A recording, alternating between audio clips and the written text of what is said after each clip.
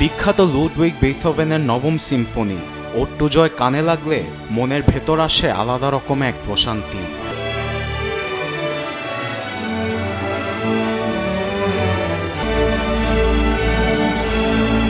ইউরোপের জাতীয় সঙ্গীত বাজাতে জার্মানির রেকলিংহাউসেনের টাউন হল স্কোয়ারে জড়ো হন প্রায় 1400 মানুষ।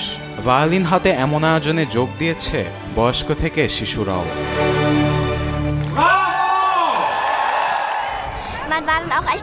সবার সঙ্গে একই সুরে তালে তাল মিলিয়ে বাজাতে পেরে ভালো লেগেছে।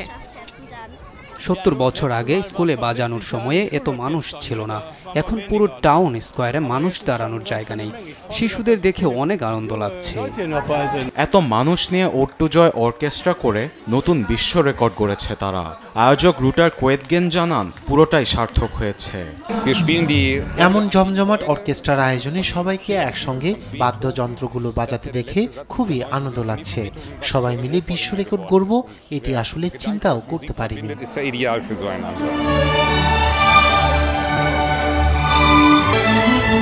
200 বছরের আগেকার বেথোভেনের ওট্টু জয় পুরা ইউরোপের গর্বের প্রতীক।